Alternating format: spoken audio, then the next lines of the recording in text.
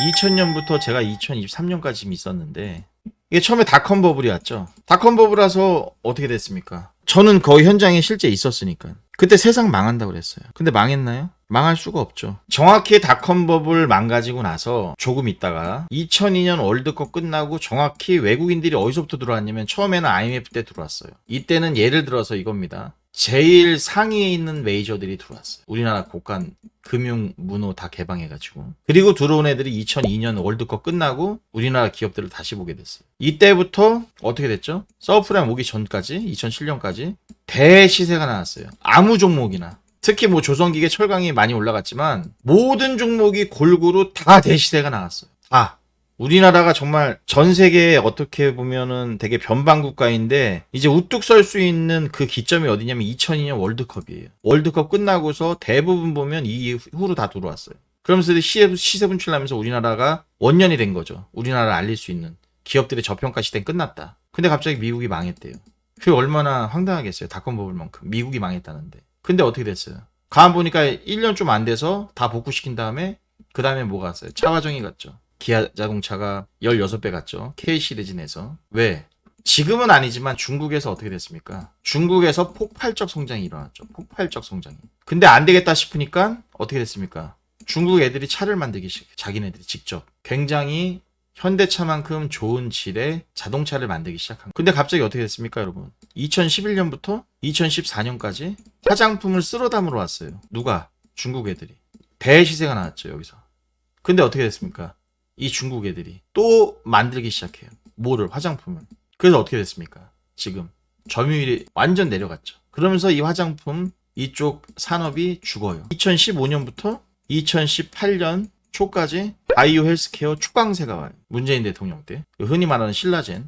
그러면서 조금 있다가 코로나 터졌죠. 역대급 돈 풀기 시작하니까 유동성 공급하니까 또 그 수혜로 몇몇 빅테크 업체들 플러스 이 잔잔바리 애들이 초강세가 나왔어요. 지금 현재 진행형이고. 제가 드리고 싶은 말 뭐냐면요. 여러분 빠지는 걸 두려워하지 마세요. 이거 불과 빠져야 1년, 2년이에요. 길어야 1년, 2년이에요.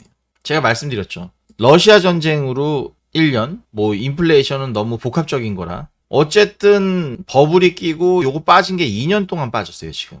그리고 코로나 때 대폭락이 나왔었고. 그럼 총 3년을 고생했어요. 국민들이. 그러다가 이제 턴에서 올라가는 거예요, 여기서. 지금 이 구간이에요. 이 구간. 그럼 지난 2년간 버블 꺼지고 가격 조정 와서 어느 정도 맞춰놓고 이제 진짜 4차 산업혁명으로 가는 거예요. 근데 아이고 선생님 이게 나오면 안 되죠. 이런 메가 트렌드가 지금 출발하려고 시작하려고 그러는데 근데 잘 들으세요. 여기서 말하는 메가 트렌드는 이제 에코프로 같은 게 아니에요. 에코프로 같은 걸 사면 안 돼요. 레인보우 로보틱스도 여기서 말씀드렸어요.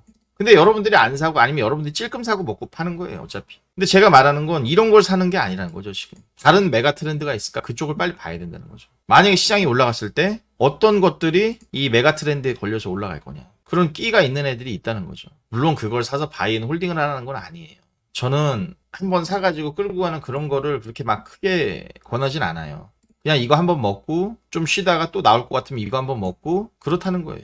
바이앤 홀드를 가져가가지고 이걸 끝까지 먹는다. 눌렀다 또 가서 그건 굉장한 진짜 예수님이 십자가에 못 박힌 것처럼 부처님이 보리스 밑에서 열반해질 때까지 그 고난이기 때문에 그건 못합니다. 못해요. 그래도 두세 배씩 나올 애들이 굉장히 많이 있다. 앞으로. 어제 시장이 안 좋았는데도 불구하고 위메이드가 나이트크로우로 양대마켓 1위를 해서 굉장한 분출이 나왔습니다. 제가 어제 단톡방에서 아침에 이거는 굉장히 뉴스가 좋은 거다. 그러면서 말씀을 드렸는데 이거는 그 아침에 시가부터 들어가도 되는 거예요 사실. 뉴스가 워낙 좋기 때문에. 근데 여러분들은 원래 가지고 계시니까 위믹스 때문에 거품이 껴서 그렇지 미르라든가 지금 나이트크로우 하루 매출 80억 이상 넘었다는데 이거는요 오딘의 숫자를 넘는 거예요. 그럼 제가 한번 여러분들 아주 간단하게 말씀해 보겠습니다. 자, 카카오 게임즈가 이거를 뭐 비교하기 쉽게 오딘이 처음 나왔을 때 얘 대시세 분출한 거 보면요 카카오가 여기 한 번 여기 한 번 있어요. 이슈가 터져서 얘 보면은 작년 8월하고 작년 11월에 기사 나오고 했을 때 보면은 얘가 기본이 17%씩 갔어요. 기본이.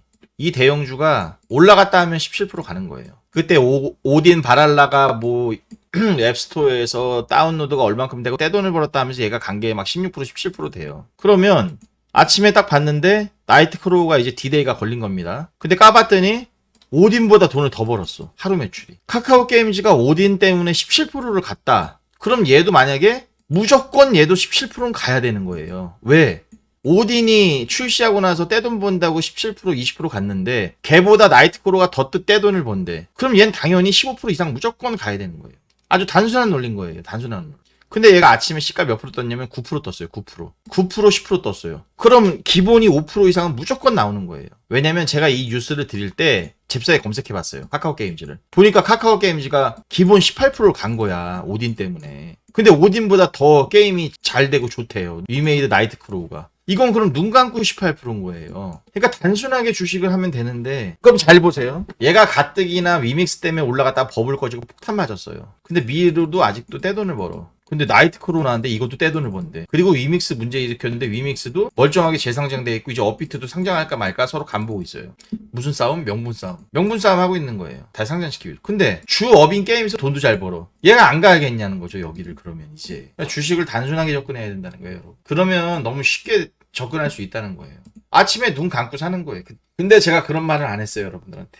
유메이드 이 뉴스는 굉장히 좋다 이러고 얘기한 게 왜냐면 제가 이걸 얘기하잖아요. 그럼 아침부터 여러분들 시장가 누르고 이거 살 거 아니에요. 단타 치려고. 저는 크게 보면 그런 습관을 들이고 싶지 않으니까 여러분들은 그런 얘기를 안 해요. 잠깐에 5% 먹으면 뭐합니까? 내가 생각의 발상의 전환이나 내가 어쩌고저쩌고 하는 그런 것들을 저한테서 배워야지. 이런 건 단타거리밖에 안 되지만 크게 볼 때는 위메이드도 지금 뭔가 여기서 변화가 세게 일어나고 있는 기업 중에 하나다. 물론 제가 봤을 때는 얘도 오너 리스크가 있어요. 이 장 대표가 이미 내상을 입혀놨기 때문에 그렇게 크게 신뢰하진 않지만 어쨌든 본업인 게임에서 이렇게 좋은 숫자가 나오고 있으면 얘는 충분히 제가 말한 8만 원 여기까지는 바라볼 수 있다. 그리고 위믹스가 업비트까지 상장하면 더 초대박이 난다. 업비트 말고라도